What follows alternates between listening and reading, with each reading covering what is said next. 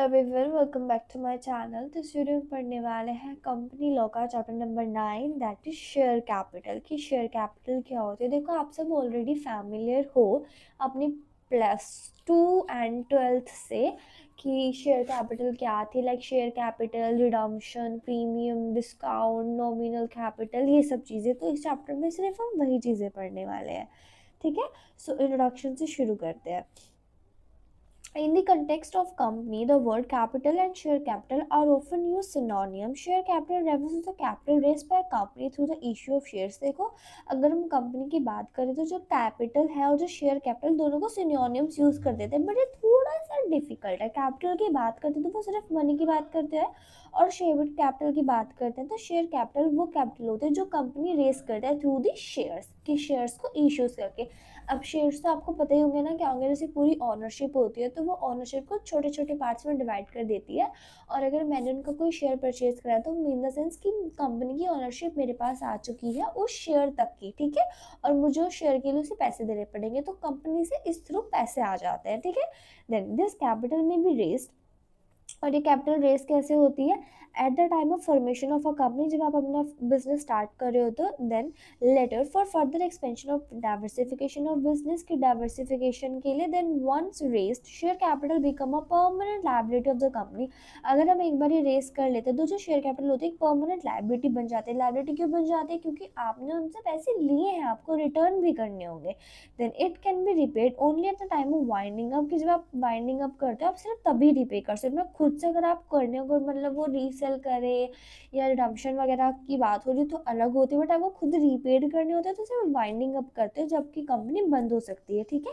Then except in case of redeemable preference share, अगर देखो redeemable preference share है तो वो अब कभी भी कर सकते हैं। अब देन उसके बाद लीगल रिक्वायरमेंट्स क्या होते हैं। So the memorandum of association of every limited company must state the total amount of share capital, its division into share of a fixed amount। कि देखो लीगल रिक्वायरमेंट क्या होती है, जो मेमोरेंडम ऑफ एसोसिएशन में ये चीज़ें लिखी होनी चाहिए कि total amount of share capital क्या है और उसकी डिवीजन उन्होंने कितने अमाउंट में करी। देन एक्सेप्शंस क्या है? एन अनलिमिटेड कंपनी और अ company limited by guarantee may not have share capital. जो अनलिमिटेड कंपनी होगी मतलब जिसमें उनके मेंबर्स की लायबिलिटी अनलिमिटेड होगी, लाइक अगर मतलब डेप्थ में चला जाए तो घर के बर्तन में बिक जाएंगे, तो वहाँ पे नहीं होती है ये शेयर कैपिटल। एंड हमारी लिमिटेड बाय गारंटीड में नहीं होती, सिर्फ लिमिटेड लायबिलिटी वाली में हमारी शेयर कैपिटल होती है।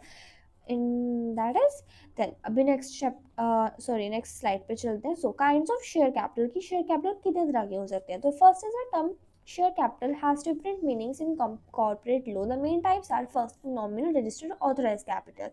So the maximum amount of capital is authorized to raise as stated is memorandum of association। ये हमारी कैपिटल memorandum of association में लिख के सकते हैं कि मैक्सिमम इतने रजिस्टर्ड कर सकते हैं।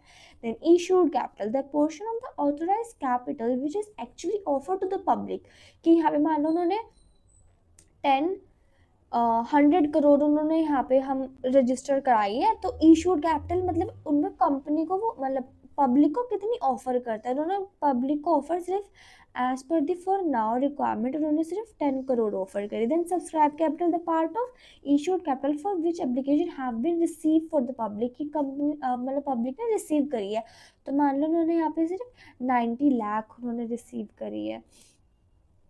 देन उसके बाद cold up capital, the portion of subscribe capital the company cold upon share party. इन्होंने कंपनी से कितने मंगाए हैं, मतलब एक ना पार्ट में डिवाइड कर देता है। जैसे 10 ईच है तो उनमें से कितना मंगाया है वो आ जाएगा आपका पेड अप कैपिटल में। एंड अनकॉल्ड में जितना हमने नहीं मंगाया, लाइक अभी 90 लाख के लिए अप्लाई हुए थे, बट 90 को थोड़ा डिवाइड कर दिया, तो इनमें से मान लो 60 मतलब उन्होंने मतलब paid up capital, and uncalled मतलब हमने 40 अभी तक अनकोल्ड करी है। Then reserve capital, a portion of uncalled capital which call be only time of winding up, कि जो आप मान लो इसमें 40 में से 10 आपको वाइंडिंग अप में मंगाना है तो वो आपकी हमारी रिजर्व कैपिटल में चली जाएगी, राइट।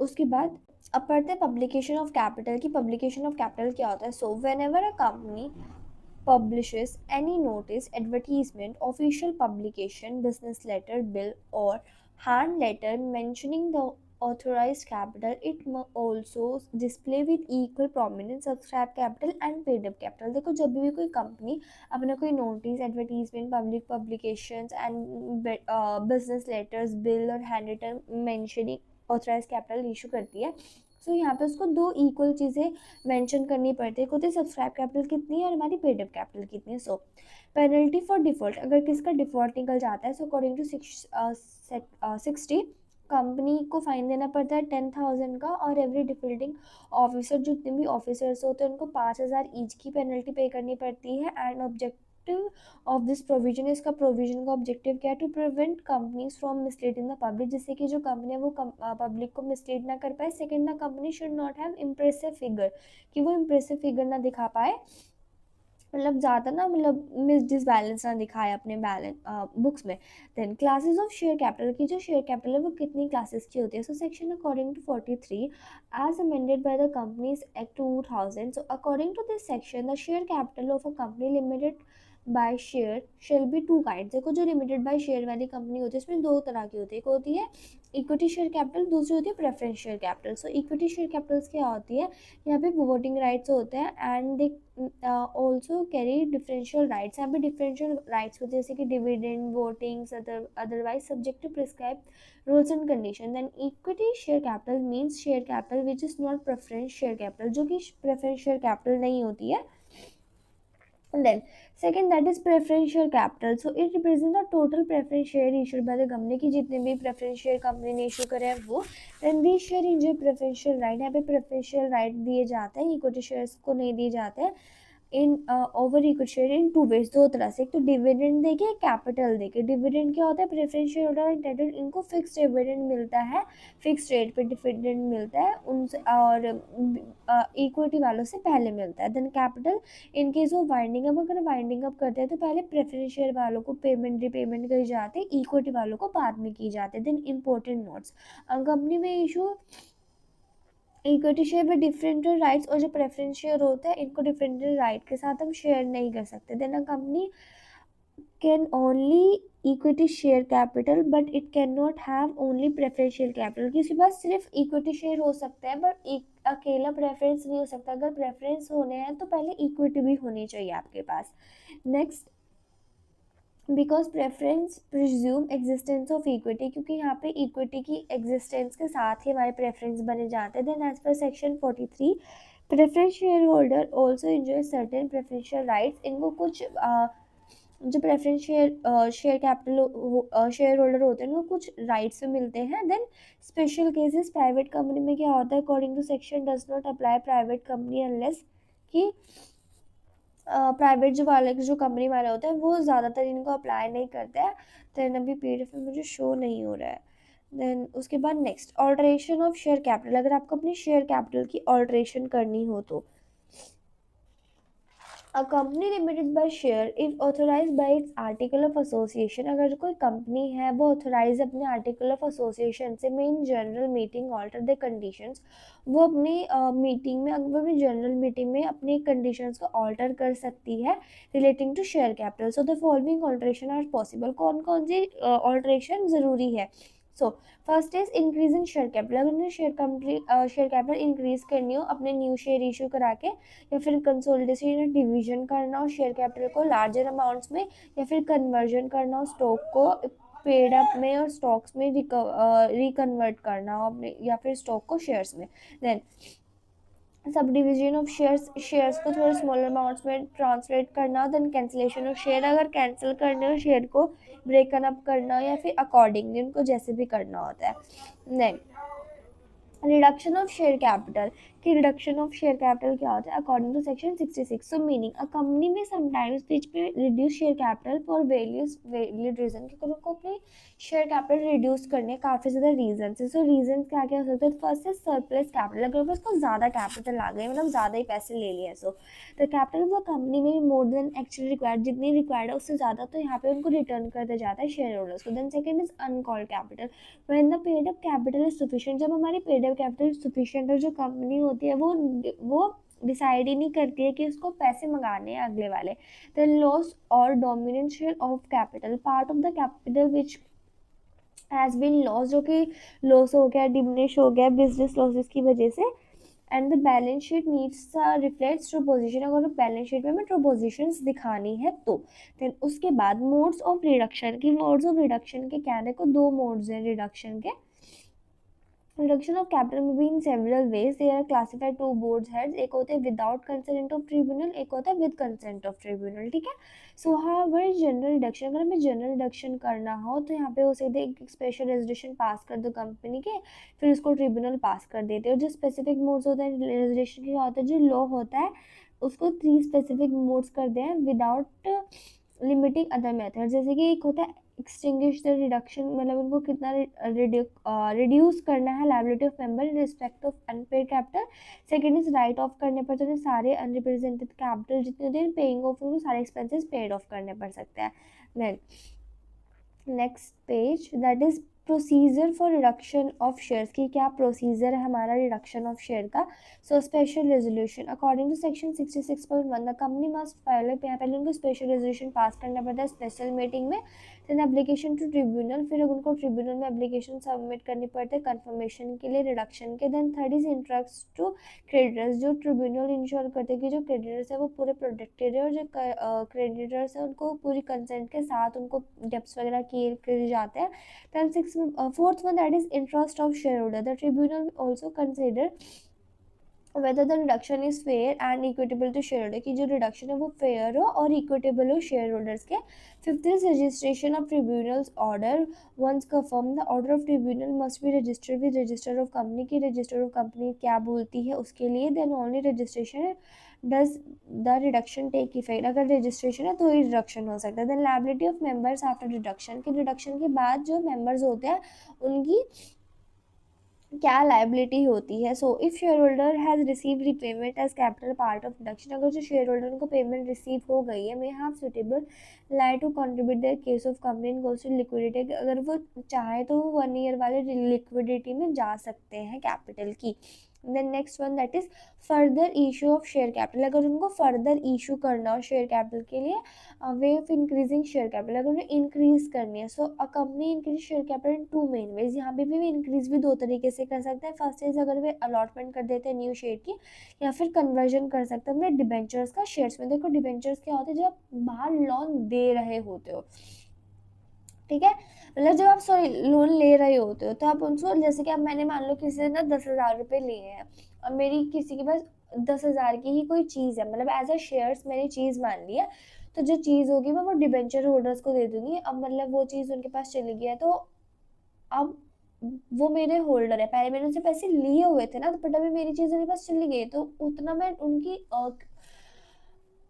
उनसे मतलब उधारी नहीं चलती है मेरी, या फिर कोई लोन वगैरह ऐसा कुछ नहीं है। तो यहाँ पे डिवेंचर्स को लोन शेयर्स में कन्वर्ट करना।